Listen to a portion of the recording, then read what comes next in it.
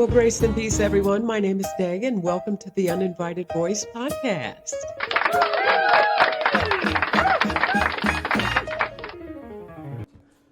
We have got to talk about something that has been bothering me.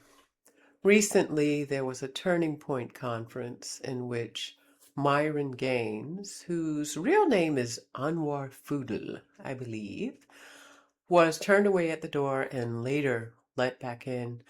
They claim it was due to some kind of mix-up. Other people say that it was sort of cover work for embarrassment because they didn't want to let him in because he's a Muslim. I don't know what it is that made them turn him away.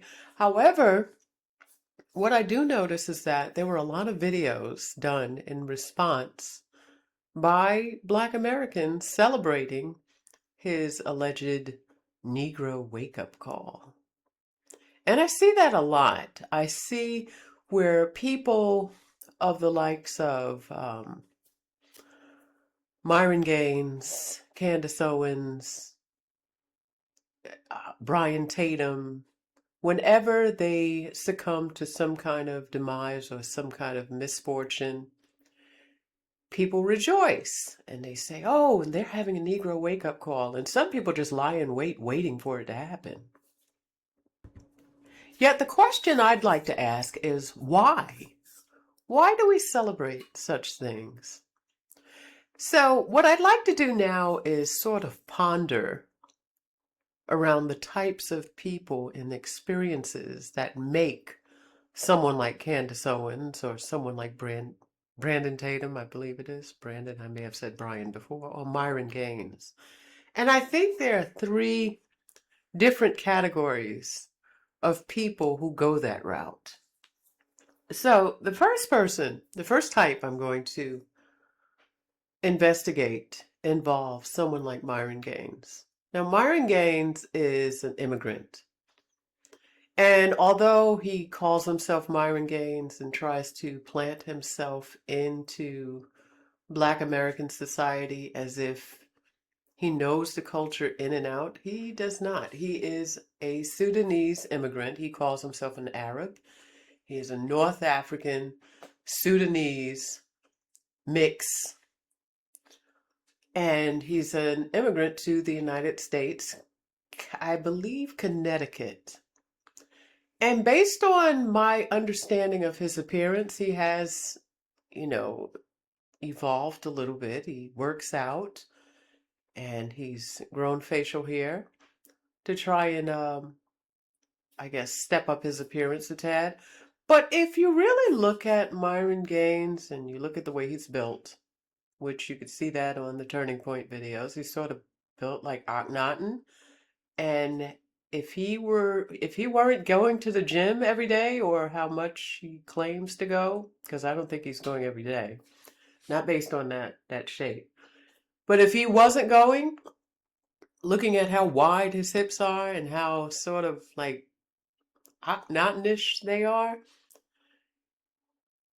and you take the facial hair away and see the pointy nose and the widow's peak in the face, he would definitely resemble the Count from Sesame Street.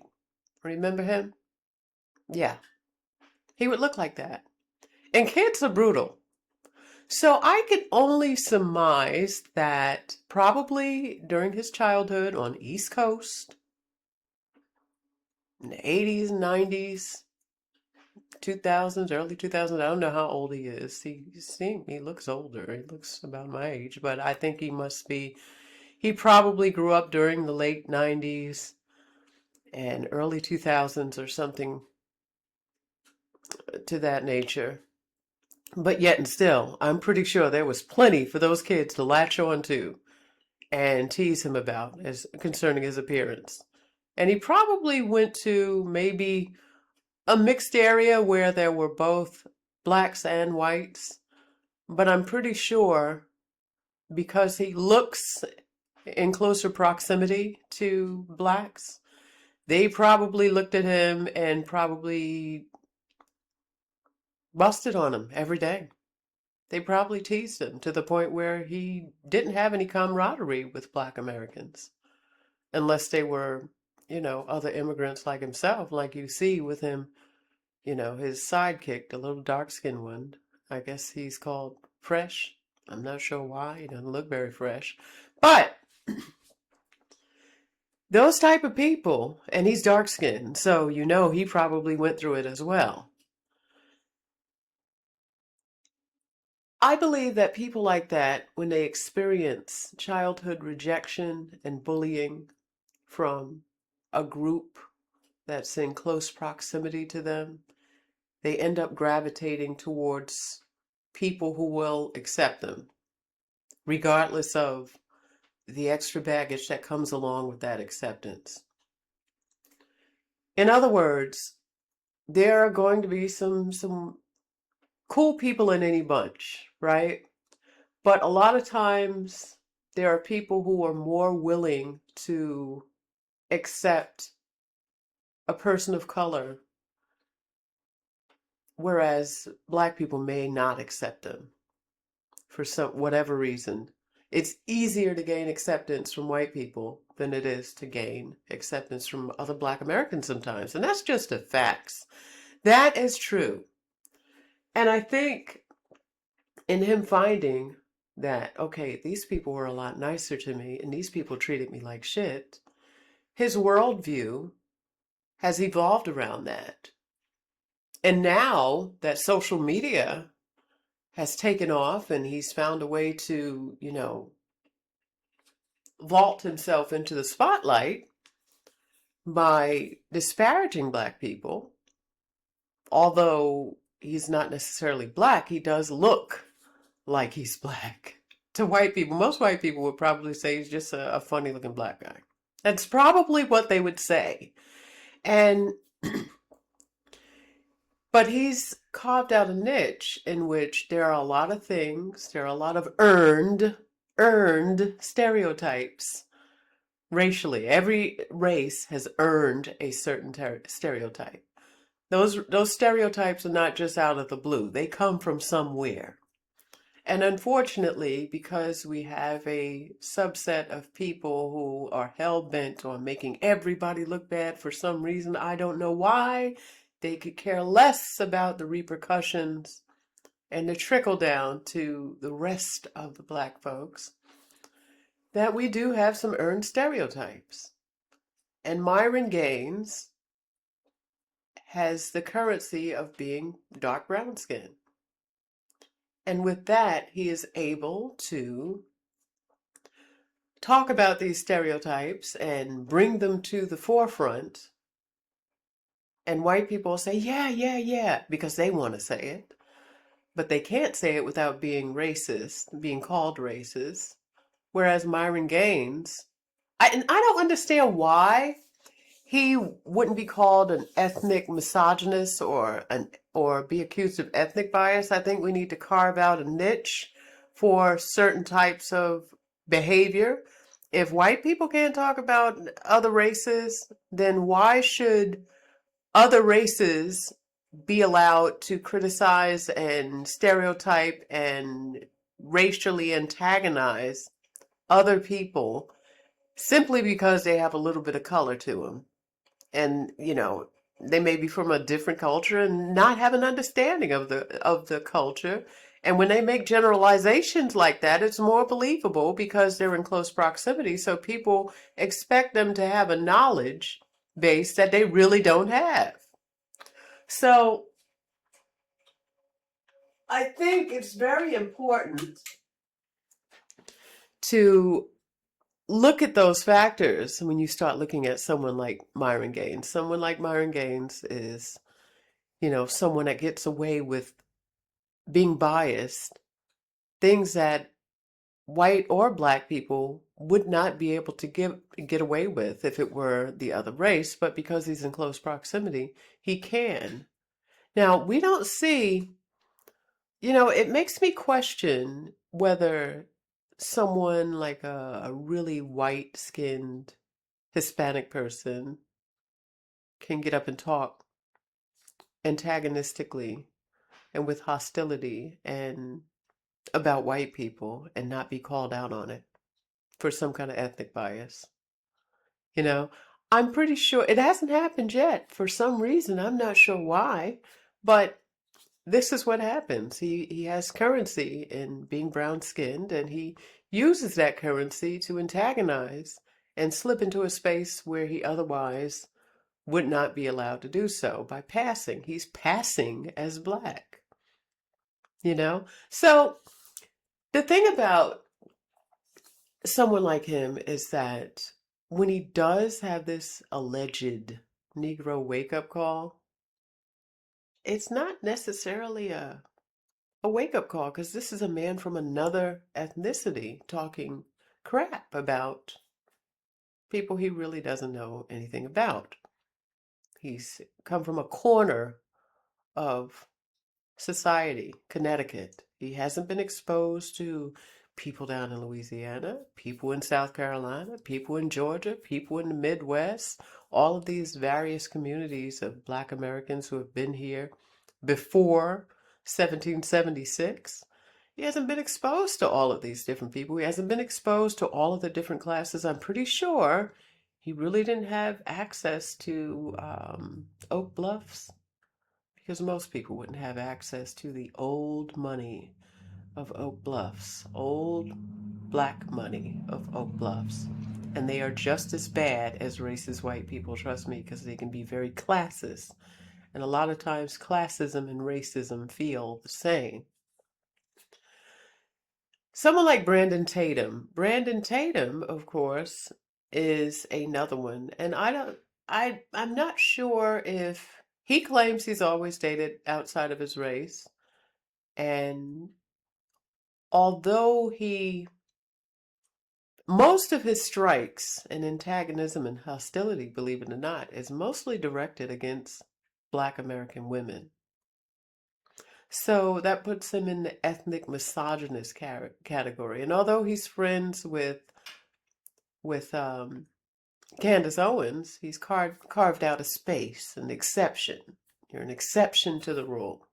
You're a black female, but you're not that type of black female. So I can make an exception for you. It's pretty soon, I think he's going to probably crash and burn on her and turn on her eventually.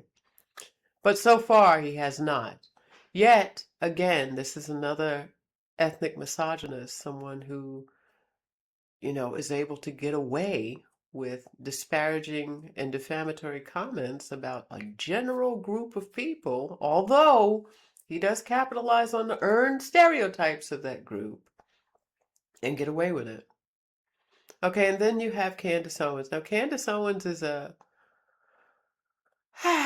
Candace Owens, again from Connecticut, Stamford, Connecticut, where she was probably one of a few black people, especially young black girls. She's cute, so that carves out a little space for her in and of herself. But if you notice Candace Owens before she got married and married into wealth, Candace had some hair problems and she's dark skinned. So I am pretty sure there was some rejection there from Black Americans as well. And she didn't grow up with a silver spoon in her mouth either. So again, Candace associated with the people who were accepting of her, and she decided she was going to put on the cloak and blend in. And she's blended in seamlessly into white society until she had that little hiccup in which her friends turned on her and decided to start using earned racial stereotypes against her. And she subsequently sued and won. But after she got the money, she turned again because, obviously rejection doesn't go away very well. So what you're dealing with when you're dealing with the likes of people like Candace Owens, Myron Gaines, Anwar Fudel, and Brandon Tatum, you're dealing with people who experience some type of rejection for whatever reason from either the culture they were born in the case of Brandon Tatum, his rejection came from probably black women or negative experiences with black women, young black women. And people like Candace, who is a half, it's half caste. I don't know any other way to say it. When you're half Caribbean and half Black American, of course, sometimes you identify with, she identifies with the Caribbean half and carves out a space. And rightfully so. If she was rejected by Black Americans, I'm pretty sure she decided to, say, I'm going to just stick over here in the Caribbean slot and carve out an exception. Because regardless of what you may think, white people do carve out exceptions. Being black is now a caste. It is not a race. It is not a category that's based on anything valid concerning genetics. It is a caste. So whereas they may accept Caribbeans or Sudanese or Africans from the continent, they may not accept Black Americans because they have a bias. And a lot of that bias, whether it's right or wrong, is rooted in stereotypes and sometimes earned racial stereotypes. So they may be able to make an exception and say, oh, well, you're not them. You're not like them. Just don't hang around with them and pick up their bad habits. And you're fine with us. And if you don't believe me, you probably need to start investigating it. I don't know if you can pass or not, but coming from, having a different appearance than a lot of other people, a lot of people don't readily see me as a Black American. And a lot of times you hear things that are not readily apparent to other Black Americans, that things that white people say seem things that Caribbeans might say to you if they think you're Caribbean, or things that Hispanics might say if they think you're Hispanic or Afro-Hispanic, or things that Africans might say if they identify with you. And there's a lot of ethnic bias there. And they're able to get into spaces among white people that you may not be able to get into. Now, I know it's that way in the northern states and in the Midwest. May not be like that yet in the South, but it was getting there. The fetishization and, exotic labeling of the difference between different people and what they observe. And I do have experiences in looking and being around them when they were making these observations. So when you start rejoicing, when things happen to them and they're experiencing some kind of setback, in the case of Myron Gaines, and everybody's just waiting on Candace Owens to bust hell wide open. They're waiting on it. Every now and then you get some rejoicing videos, and one man in particular, he likes to rejoice and pick her videos apart. He's just waiting. I don't know where the anger stems from. I can tell you that I've made a couple of videos about her. My anger is a little bit different with her.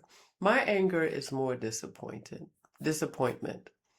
in that I truly believe that Candace Owens, had she cultivated herself, learned more about geopolitics, and read a little bit more the books that mattered in order for her to get more versed in how things work, as far as not sociology. Sociology sucks because it's too much indoctrination. I can't stand sociology.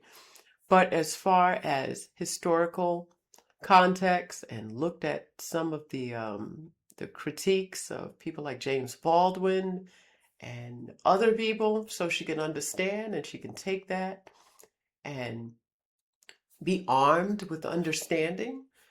Candace could have ejected herself into the political arena, and with her being so articulate and being attractive, Candace, I guarantee you, Candace could have been the first Black female president. Candace could have done it. She could have done it, and that is what eats away at me about her. She could have done it. But instead, Candace just continued to capitalize on those racial stereotypes. And then when she got tired of those, she decided to, and got kicked to the curb by her first two companies, Daily Wire, and I think she left PragerU for Daily Wire.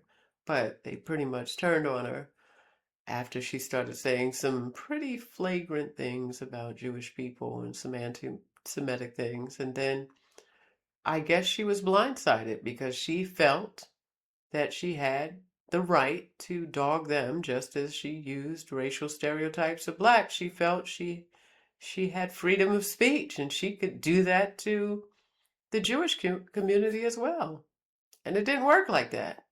Although they watched her and cheered her on while she was capitalizing on those racial stereotypes of black people, they nipped it in the bud and publicly humiliated her when it came to her doing the same with Jewish people. So it didn't happen for her, and from there she decided, okay, well, I can grift and make money capitalizing on conspiracy theories. I'm going to go the route of Alex Jones. So she took the lazy way out. She took the lazy way out. She probably could have cleaned herself up of all the dirt that she was spewing with Black America. And she stepped very carefully in terms of what she did with Black America, although she did get in the way of, talks that shouldn't have concerned her. I don't think when you're talking about reparations, there's a few people I don't think have license to talk. I don't think, and although I have I'm a direct descendant of a woman from Senegal who was enslaved, a direct descendant. But unfortunately, her descendants married into a family of multi-generational mixed slave traffickers and slave owners down in the South. The Holman family intermarried with the Lopin family, intermarried with the Green family, and they just intermarried like that. So, as far as I'm concerned, I am not the person who should be on a panel talking about reparations. It doesn't feel right. It would never feel right for me to do such a thing. I just don't feel I should be in that kind of space. And I don't think anyone from the Caribbean should be in that space. If you're talking about your own country, then fine, you should be in that space. And I don't think anybody from, like if you're half African or from another country, African people I don't think any of those type of people need to be in a discussion in terms of reparations for things that happened in this country. So, I think she may have been able to clean herself up from there, but yeah, she took the lazy route out. But people lie in wait, waiting for her downfall. Waiting. And that brings me to this. If they do have a downfall, whether or not it's Myron Gaines, whether or not it's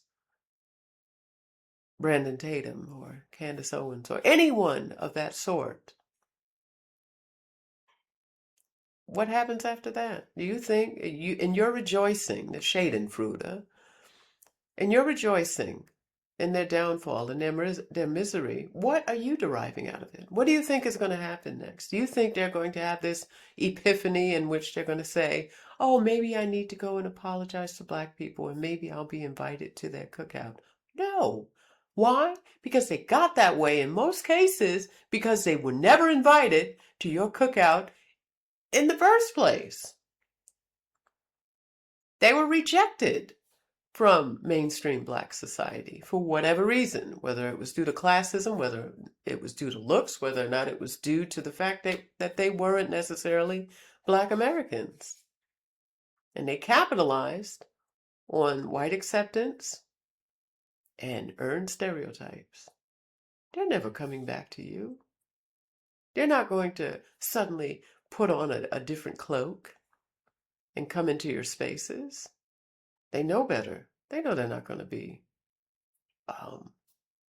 accepted. And they know that with how dysfunctional it can be within Black society, that if something happened and they were on the street and with nothing, homeless, hungry, they know that most of you would not do anything to assist them. They know that. These people are out there. People are out on their own. So rejoicing in someone else's misery does nothing positive for you, but it also doesn't really do anything to them either, aside from you rejoicing and looking as if you're rejoicing due to sour grapes. I can understand if you had someone that was within your group and always accepted and buffered and held up in high regard. And if that person decided to turn on you and start speaking against you as a group, I can understand rejoicing in their misery. But people who were never accepted, it really makes no sense because they're never coming back to you. They're going to stay where they're comfortable. And when their voice is taken away from them, they just won't have a voice. They'll just stop speaking and go away. So there you have it. It doesn't really make any sense to rejoice in the fall of someone else. Because, truth be told, it can happen to anyone. It can happen to all of us. Okay, ciao, ciao, and have a great day. Hopefully you learned something.